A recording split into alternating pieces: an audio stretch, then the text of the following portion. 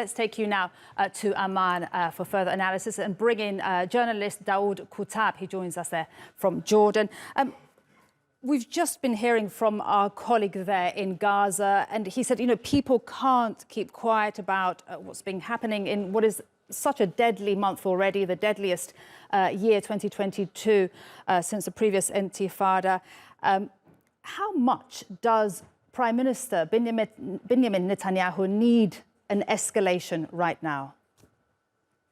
Well, it serves him well because he has made compromises towards the King of Abdullah of Jordan, and he's promised to keep the status quo on Al-Aqsa Mosque. So he does need to show some bravado in the West Bank. And as we saw in your report, the Ben Gvir is very excited and happy about the killing of Palestinians. What is really surprising is that the Americans are saying we want both sides to escalate. The Palestinians are not escalating. It's the Israelis who killed the Palestinians in their own homes. It wasn't that the Palestinians went out of their way to kill the Israelis. So it's very strange that the Americans are unable to realize that this Israeli government has to really be told clearly that there is occupied areas, and the Oslo Accords, which were supposed to give the security in major cities to the Palestinian government, has been shattered by the way the Israelis are dealing with the situation. And of course, we have the Secretary of State, Antony Blinken, visiting in the next few days.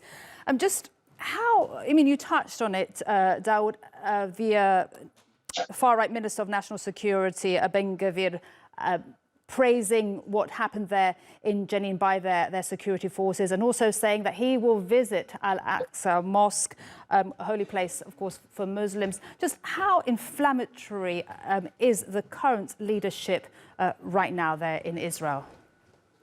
Well, we have to realize that Benjamin Netanyahu is facing trial for corruption. And he needs every single member of his government and his coalition to stop with him in changing the judicial system in Israel so he can stay out of jail.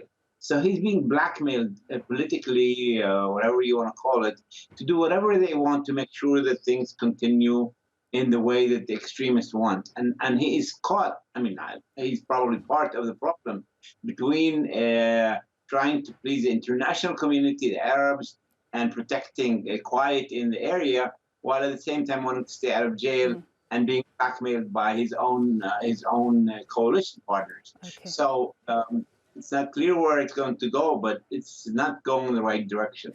So just before I leave you, we heard that the Palestinian Authority has stopped its security cooperation with Israel.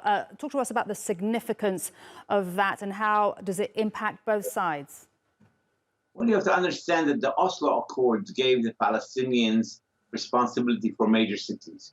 They were supposed to take care of the major cities. Now that the Israelis are entering without any regard to the Palestinian Authority, the Palestinians said, why should we give them? We are not subcontractors for the Israeli security forces. We're not the servants of the Israelis. Why should we give them intelligence information, cooperation, when they're killing our own people and violating the Oslo Accords? So I think that's why the Palestinians are saying, okay, you're an occupiers, continue your occupation, leave us alone, and tell the world that this is an occupation and nothing else.